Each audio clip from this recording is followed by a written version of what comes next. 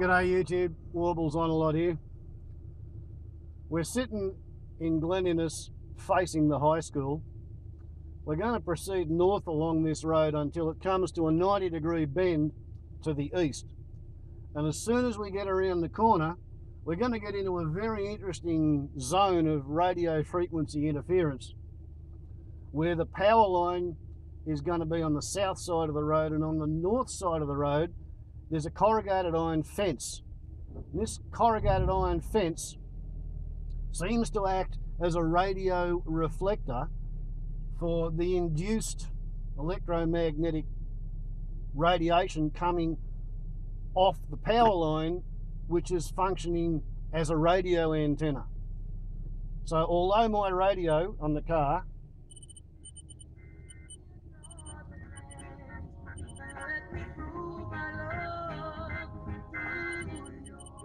has a really clean, pure signal here, as soon as we get around that corner, you're going to be treated to some of the most interesting radio frequency interference I've ever encountered, and it took me quite a long while to work out that it was the corrugated iron fence.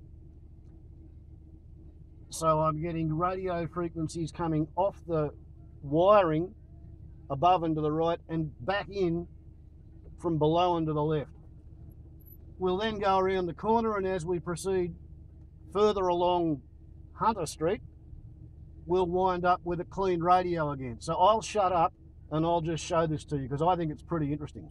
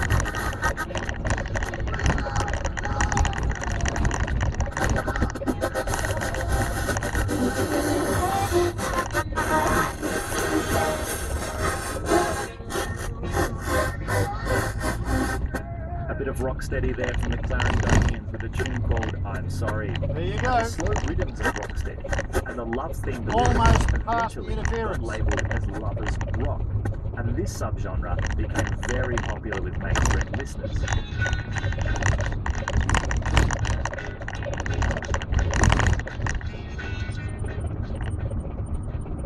Isn't that interesting? The worst localised area of radio frequency interference I know of anywhere in Glen Innes anyway.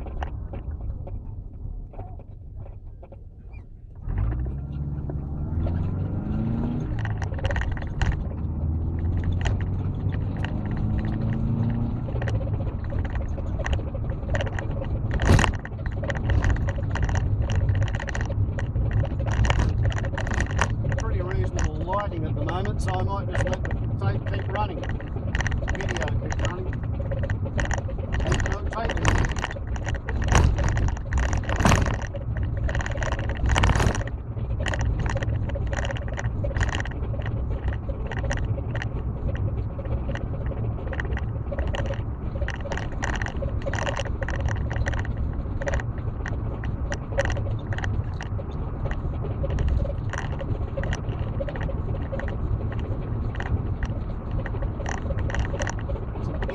Place to leave your car.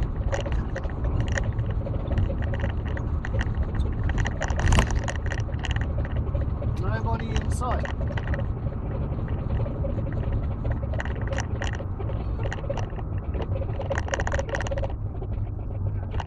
One wonders what the story is there.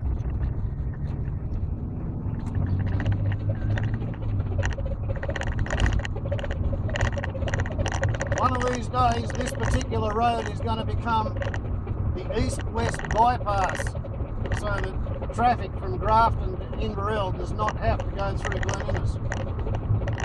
nobody's actually mentioned it in council. The power along this road has been upgraded to industrial standard. The road's been upgraded. You can see a big slat of concrete out there. Right here at this intersection, you'll notice that on the right side there's a cut-off corner. The service station on the left is set back and angled at 45 degrees. Because one of these days there's got to be a roundabout put in here.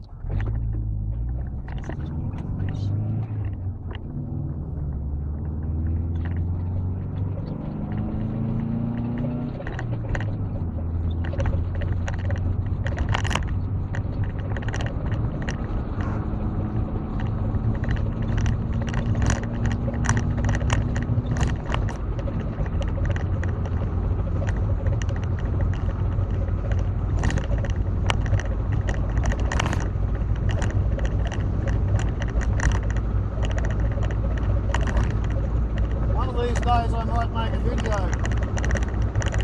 explaining the changes to the New England and wider highways running through Glen Innes that I'm aware of anyway. Some of them have happened during my lifetime, not all.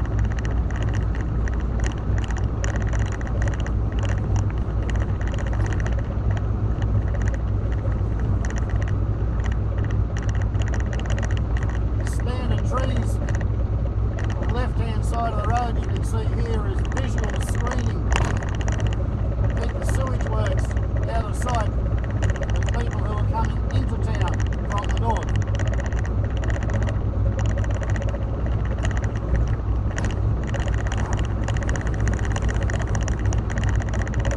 Don't know whether the camera caught that, but that was a local, one of my neighbours. My campaign to teach people to wave to each other is bearing fruit. I've only been doing it for 30 years.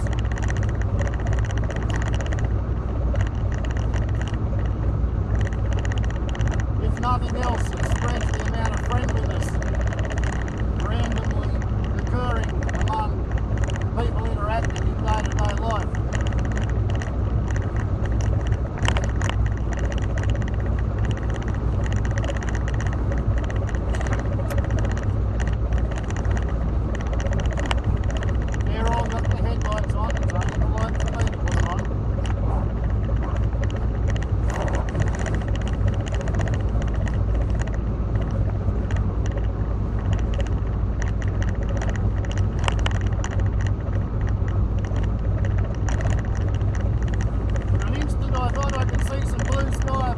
Grey clouds on the other side of the English. Oh yes, there is. There's blue sky, but it's out there.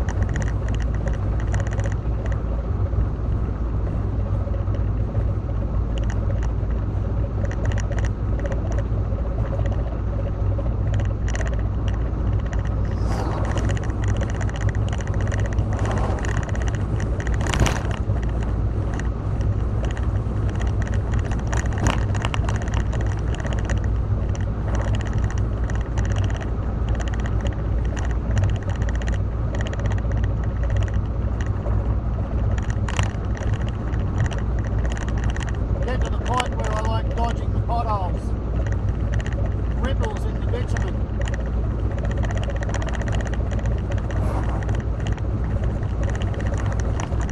You think about the way extreme weather events and global warming is destroying the physical infrastructure of the global village, like it's beyond the ability of the roads and maritime services to keep this highway in what I call good repair, based on how good the road used to be back in the 1970s when I first really started paying attention to it. Everything in every shop in the whole town comes into town on a truck. We've got a railway line, but we don't use it anymore. And all the trucks are powered by diesel. Can't make diesel fuel out of Australian crude oil because there's too much wax in it. So they've closed down all bar one remaining Australian refinery because it's supposedly more efficient to buy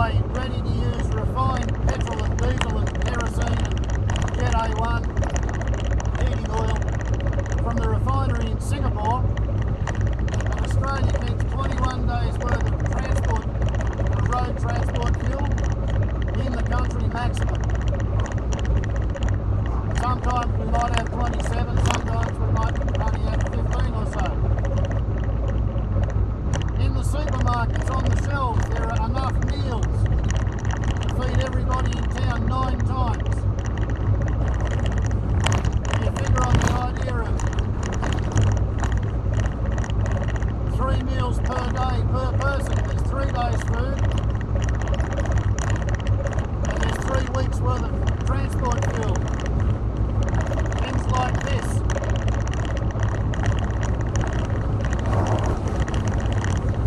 That was one refrigerated container and curtain liner behind.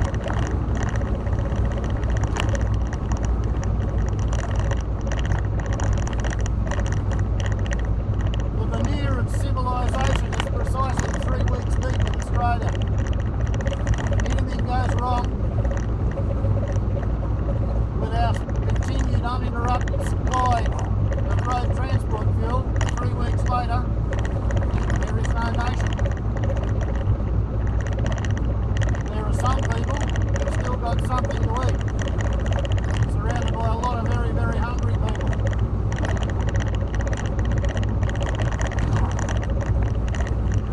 And I figure I must be getting somewhere close enough-ish.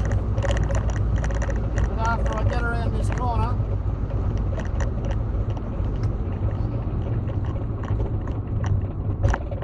famous Yarraford Road Y intersection.